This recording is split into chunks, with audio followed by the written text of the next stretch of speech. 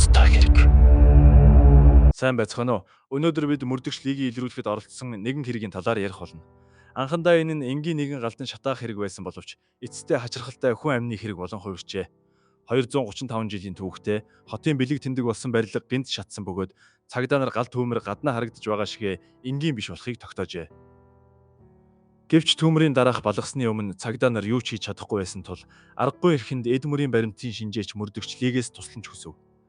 Мөрдөгч лигийн тусламжтайгаар цагдаа нар гал тавьсан этгээдийг эцэст нь тогтоож чаджээ. Гэтэл шүүх хурал болохын яг өмнөх өдөр чухал гэрч алагдаж хэргийн мөрдлөг мухардмал байдалд оров. Наривчлан шалгасны эцэст хэргийн цаана өөр хэрэг байгааг илрүүлжээ. Эцэст нь мөрдөгч ли гарамгаа мөрдөн байцаах ур чадвараараа энэхүү давхар хэргийг амжилттай тайлж чадсан юм. Тэгвэл 14 жилийн турш хүн амны хэрэг огт гарч байгаагүй энэ жижиг хотод тэр жил чухам юу болсон бэ? Жинхэнэ алуурч нь хэн байв? Ингээд 1985 он руу буцаж хэргийн нарийн ширээнийг хамтдаа дахин нэг нэгтэлцгаая. Солсбери бол Коннектикут мужийн хамгийн баруун хойд өнцөгт байрлах жижиг хот бөгөөд 80-ад оны үед ердөө 3000 гаруйхан хүн амтай байжээ. Эндхийн байгаль нь үзэсгэлэнтэй яг л уран зураг шиг бөгөөд Нью-Йорк хотоос машинаар ердөө 2 цаг хагасын зайд оршдог. Нью-Йоркийн олон хүмүүс энэ хотын толгод нууруудын дунд амар тайвныг эрэлхийлэн ирдэг байсан нь хотыг улам бүр цэцэрлэг хөгжөхөд нөлөөлж нэг хэсэгтээ л ойр орчмынхон алдартай амралтын газар болж байжээ. 1985 оны 8 дугаар сарын 5-ны шөнийн 1 цагийн орчимд Солсбери хотын гал унтраах газарт араасаа галын дуудлага ирэв. Дуудлагаар Солсбери хотын бэлэг тэмдэг болсон хотын захиргааны байр шатж байна гэж мэдээлжээ. Энэ байр нь яг л бидний одоогийн ойлголтоор хотын захиргаатай ижил боловч үнэндээ маш онцгой байгууламж байсан юм. 235 жилийн түүхтэй хотын хамгийн үн цэнтэй түүхэн барилга байсан бөгөөд дотроо маш олон эртний эдлэл үн цэнтэй баримт бичгүүттэй байжээ. Хэрэв эдгээр зүйлс бүгд шатвал ямар аимшигтай үр дагаварт хүрэх нь ойлгомжтой байв. Гал унтраах газар дуудлага хүлээж авмагцаа гал сөнөгчдөө шууд илгээв. Гэвч барилга нь маш хуучин бөгөөд дотор нь гал унтраах автомат төхөөрөмж суйрлуулагдаагүй. Дээрээс нь шатамхай материал ихтэй байсан тул гал маш хурдан тархаж унтраахад туйлын хүндрэлтэй байлаа. Гал сөнөгчд хамаг хүчээ дайчлан ажилласан ч маш бага хэмжээний эртний эдлэлийг л аварч чаджээ. 200 гаруй жилийн турш нандинаа хамгаалж ирсэн түүхэн барилга ингэж л үнс нуран болон хувирв. Хотын оршин суугчид маш их гуниглж байлаа. Гал унтарсны дараа цагдаа нар болон иргэд энэ галыг хачирхалтай гэж үзэв. Учир нь шөнө дунд агаарын температур байшин өөрөө шатах хэмжээнд хүртэл халах боломжгүй байсан тул хэн нэгэн санаатаагаар гал тавьсан байх өндөр магадлалтай байв. Бас нэг хачирхалтай зүйл нь байшингийн нэг цонхны шилийг хүн санаатаагаар хагалсан ул мөр үлдсэн байв. Ингээд цагдаагийн газар хотын захиргааны байр шатсан шалтгааныг мөрдөж эхэлжээ. Гэвч хэргийн газараас хагарсан шилнээс өөр ямар ч сэжүүр олдсонгүй. Энэ үед хотын оршин суугчид түгшиж айж эхэлсэн бөгөөд гал тавьсан этгээд дахин гал тавихыг гэхээс имэж шүн унтахтай хүртэл гэрлээ асааж унтдаг болов. Энэ бол урд өмнө хизээж гарч байгаагүй үзэгдэл байлаа. Цагдаа нар гал тавьсан этгээдийг аль болох хурдан олохын тулд тухайн үед эд мөрийн баримтын шинжилгээгээр тэргүүлж байсан мөрдөгч лигээс тусламж хүсгээр шийджээ. Мөрдөгч лиг Коннектикут мужид амьдардаг байсан тул эндээс тийм ч хол биш байв. Ингээд цагдаа нар хэргийн газараас авсан дээжүүд болон гэрэл зургуудыг Коннектикут мужийн эрүүгийн хэргийн шинжилгээний төв рүү илгээж мөрдөгч лиг мөрдлөгт тусалж гал гарсан шалтгааныг аль болох хурдан тогтоож өгөхийг хүсжээ. Мөрдөгчлийн хэргийн газрын зургуудыг хараад хамгийн түрүүнд энэ галыг хүн санаатаагаар тавьсан байх өндөр магадлалтай гэж мэдэрсэн ч зөвхөн мэдрэмжид найдаж болохгүй байв. Эд мөрийн баримтын шинжээч тэрээр тэр даруй эд мөрийн баримтууд дээр туршилт хийж эхлэв. Эхлээд шинжилгээний баг шатсан дээжүүдийг дахин шатааж шаталтаас гарсан уурнаас маш бага хэмжээний шаталт дэмжигч бодис илрүүлжээ. Энэ нь л галыг санаатаагаар тавьсан гэдгийг нотлоход хангалттай байлаа. Дараа нь шинжилгээний баг шаталтын ууранд илүү наривчилсан шинжилгээ хийв. Тэд хийн хроматографмас спектрометр ашигласан бөгөөд уг төхөөрөмж дээжинд ууршдаг бензин байгааг илрүүлжээ. Үүний дараа үргэлж нягт нямбаа ажилдаг мөрдөгчлийн эцсийн дүгнэлтээ гаргав. Хотын захиргааны байр шатсан шалтгаан нь хэн нэгэн бензин цацаж гал тавьсан байна гэжээ. Цагдаа нар энэ дүгнэлтийг хүлээж авмагцаа хотын иргэдийг нэг бүрчлэн шалгаж эхлэв. Азар хот тийм ч том биш байсан тул цагдаа нар удалгүй нэгэн сэжигтнийг олж илрүүлв. Тэр бол Рой Данц байлаа. Ройн тус хотын уугуул иргэн бөгөөд өмнө нь хотын захиргаанд ажиллаж байсан боловч архинд хит донцны улмаас ажлаасаа халагдсан байв. Хэрэв тэр үүнээсээ болж өсөрхөж уурандаа хотын захиргааны байрыг шатаасан гэвэл энэ сэтэл нь нэлээд үндслэлтэй санагдж байв.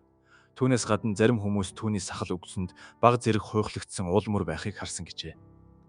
Тиймээс цагдаа нар Роёг хамаг хүчээрээ мөрдөж эхэлсэн боловч энэ үйл явц байнга саад бэрхшээлтэй тулгарч байв. Учир нь Роён гэр бүл энэ нутагт маш эртнээс суурьшсан бөгөөд нэг талаас нутгийн иргэд нилээд нэгдмэл. Нөгөө талаас иргэд Роёгоос бага зэрэг айдаг байв. Тэр бол тийм ч сайн хүн биш байлаа. Тиймээс цагдаа нар мөрдлөг хийх явцдаа хаа сайгүй татгалцсан хариу авч хинч Роён талаар ямар нэгэн мэдээлэл өгөхийг хүсэхгүй байв. Цагдаа нар аргагүй ирэхэнд шалгалтын хүрээгээ тэлв. Эцэст нь хотын хойд талын нэгэн уушин газраас нэгэн сэжүүр олов. Хэн нэгэн Роёг энэ уушин газарт байхыг харсан байв. Өмнө нь хэлсэнчлэн Роё арх уух дуртай бөгөөд ойр орчмын уушин газруудад байнга ордог байжээ. Гал гардаг шөнө Роё болон түүний найз Эрл Мюррей хоёр энэ уушин газарт хамт ууж байсан байна. Цагдаа нар энэ Мюррейг хэргийн талаар ямар нэгэн зүйл мэдэж байгаа. Цаашлаад энэ галдан шатаах хэрэгт оролцсон ч байж магадгүй гэж сэжиглэв. Ингээд цагдаа нар Мюррейг шалгаж эхлэв. Шалгалтаар тэрээр тогтсон ажилгүй хаяа нэг төр зүрийн ажил хийж амьдардаг. Гэр бүлийн хамт хотын гар урлалын дэлгүүрийн арын игнэний жижиг байшинд амьдардаг болохыг тогтоожээ. Энэ жижиг байшингуудын хэсгийг хотын иргэд Мюррейгийн хашаа гэж нэрлэдэг байв. Эхлээд цагдаа нар Мюррейтэй уулзах үед тэрээр маш дургуутсаж хамтран ажиллахаас татгалцсан байна. Гэтэл цагдаа нар Мюррейг үгэнд оруулахын тулд "Хэрв чи хамтран ажиллахгүй бол бид чамайг энэ хэрэгт оролцсон гэдгийг нотлох аргатай бөгөөд чи шоронд орчиж магадгүй шүү" гэж сөрдүүлжээ. Шоронд орно гэж сонсмогцоо Мюррей тэр даруй сандарч хамтран ажиллахад бэлэн байгаагаа яаран илэрхийлв. Мюррей хэлэхдээ "Гал тавьсан хүн бол Рой мөн. Түүний гал тавих үед би хажууд нь байсан. Тэр шөнө би Ройтой хамт уушин газарт үүр цайтал уусан. Дараа нь бид хотын захиргааны байр руу очисон. Рой өөрийнхөө машины арын судлаас бензинтэй сав гаргаж ирээд хотын захиргааны байрыг шатаах гэсэн. Би түүнийг болиулах гэж хичээсэн ч тэр намайг сонсоогүй. Рой байшингийн цонхыг хагалж бензинээ дотгошин цацсан. Тэр үед би маш их айсан тул төрүүлээд явчихсан. Би Рой гал тавьж байхыг нь өөрийн нүдээр хараагүй ч хэдэн минутын дараа тэр араас хурч ирээд хотын захиргааны байр шатаж эхэллээ гэж надад хэлсэн. Тиймээс түүнийг гал тавьсан гэдэгт би итгэлтэй байна" гэжээ. Мюррей цааш нь "Би гэртээ хараад орон дээрээ хөвтсөн ч унтаж чадаагүй. Учир нь би энэ хоттой маш их хайртай. Удалгүй хотын захиргааны зүгээс цагдаагийн машины дохио дуурах сонсогдсон. Би маш их айсан тул буцаж очиод гал сөнөгчдөд туслахаар шийдсэн. Тэгэд би тэнд шүнжин гал унтраалтсан" гэв. Цагдаа нар Мюррейг шүүх хуралд гэрчээр оролцож Роёг гэрчлээсэ гэж хүсв. Эхэндээ Мюррей дургуутсаж байсан боловч цагдаа Джеймс олон янзаар ятгсны эцэст зөвшөөрчээ. Гэхдээ тэрээр нэгэн хачирхалтай шаардлага тавьсан нь өөрийг нэг сайн зодож өгөөч гэсэн явдал байлаа. Энэ нь ямар учиртай байсан бэ?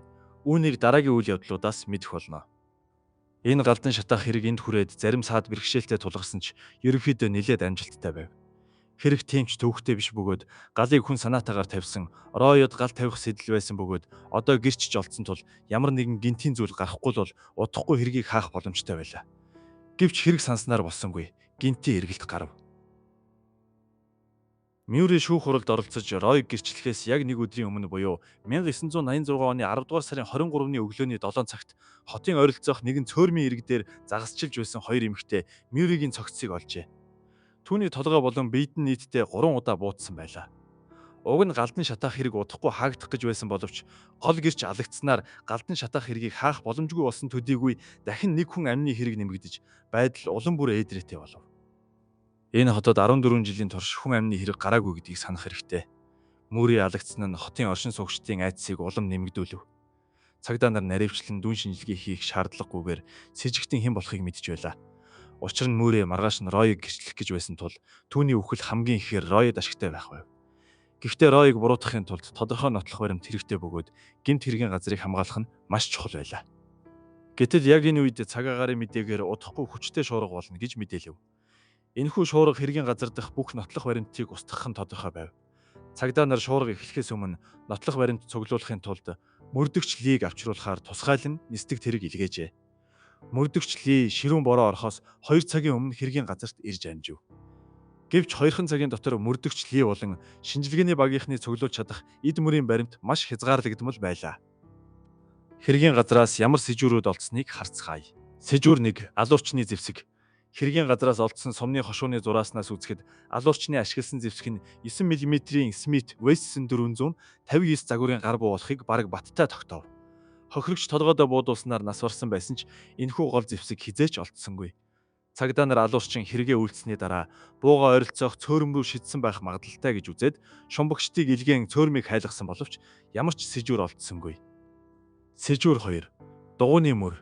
Мөрийг цогцсны хажуугаас хоорондоо огтлцсон хоёр автомашины дугуйны мөр олдсны нэг нь харьцангуй өргөн бөгөөд гүнзгий хажуу талд нь шороо өсрээгүй байсан нь энэ машин маш удаан явсан болохыг харуулж байв. Харин нөгөө дугуйны мөр нь нилээд гүйхэн хажуу тийшээ маш их шороо өсөрсөн байсан нь энэ машин маш хурдан явж мөн тэр газараа огцом иргэсэн болохыг харуулж байлаа. Шинжилгээний баг шуурга болохоос өмнө гипсэн хавтан ашиглан эдгээр дугуйны мөрийг хэвлэж авчээ. Хожим нь дугуйны мөрнүүдийг харьцуулж үзээд өргөн бөгөөд гүнзгий мөр нь нэгэн чирэгч машины мөр болохыг цагдаа нар олж тогтоов. Энэ чирэгч машин цөөрмийн хажууд оройн 10 цаг хагасын орчимд нэг машиныг чирч байсан байна. Харин нөгөө дугуйны мөр нь Мюррейгийн машины мөр байсан бөгөөд энэхүү мөр нь чирэгч машины мөрөн дээгүүр гарсан байсан нь Мюррейгийн машин чирэгч машинаас хойш ирсэн гэдгийг илтгэж байв. Өөрөөр хэлбэл хэрэг оройн 10 цаг хагасаас хойш гарсан гэсэн үг юм. Тэгвэл Мюррей яагаад шүн төлөөр цөөрмийн ирэг рүү машин унаж очсон бэ? Алуурчин түүнийг тийшээ дуудсан байж болох уу? Сэжүүр 3. Мюррейгийн машин.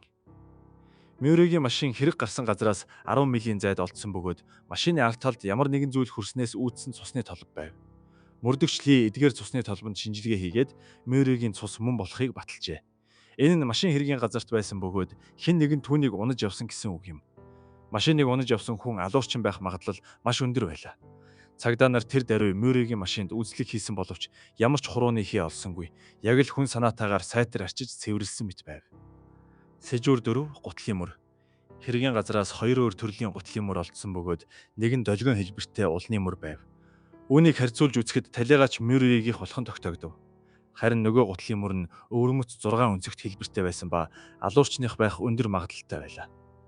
Хожим нь цагдаа нар зөвхөн Солонгосын Foot Joy брендийн нэгэн гутлал ийм мөр үлдээдэг болохыг олж мэдсэн боловч эдгээр нотлох баримтад тулгуурлан алуурчныг олно гэдгийг тийм ч амар байсангүй. Сэжүүр 5. Халаасан дах нотлох баримт. Мюррейгийн хувцсан дотроос хоёр ширхэг улаан өнгийн бохи болон нэг ууд цагаан нунтаг олджээ. Шинжилгээгээр энэхүү нунтаг нь ердөөл нунтагсан аспирин болох нь тогтоогдсон.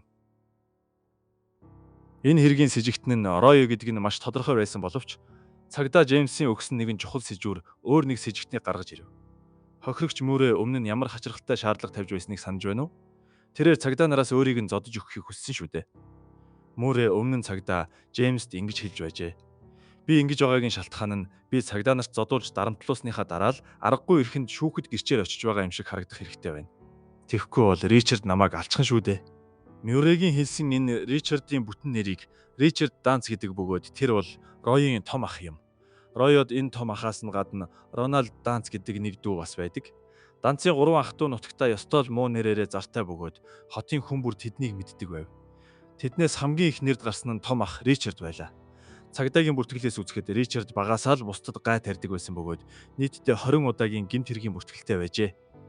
Статистик мэдээллээс нэгэн сонирхолтой зүйл анзаарагдсан нь Ричардыг шоронд байх үед орон нутгийн машин хулгайлах дээрэм зэрэг хэрэгүүд эрс буурдаг байсан ба харин түүнийг шоронгоос судлагдмагц эдгээр хэрэгүүдийн тоо дахин огцом өсдөг байжээ. Үүнээс Ричард ямар шүү хүн бэ гэдгийг харж болно. Зөвхөн үүгээр ч зогсохгүй Ричард хар захын 8-нд ч оролцдог байсан ба түүнийг энэ хотын хамгийн том муу хүн гэж хэлж болохоор байсан тул хотын иргэд барагтай л бол түүнтэй орооцолдохыг хүсдэггүй байжээ. Мюррей Ройг гал тавьсан гэдгийг тодорхой мэдж байсан мөртлөө гэрчлэхийг хүсэхгүй байсан. Бүр цагдаа нараар өөрийгөө зодуулж байж сая нэг гэрчлэхээр зүрхэлсэн ч аргагүй байлаа.